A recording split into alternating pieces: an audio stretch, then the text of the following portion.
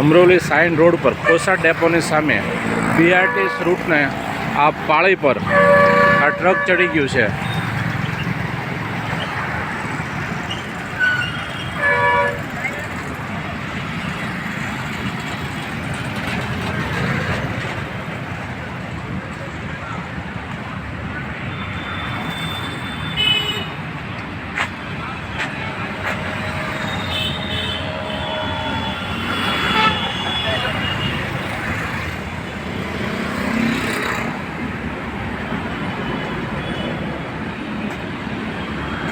અને ડ્રાઈવર ગાડી અહીંયા જ આ ટ્રક છોડીને તે ભાગી છૂટ્યો છે.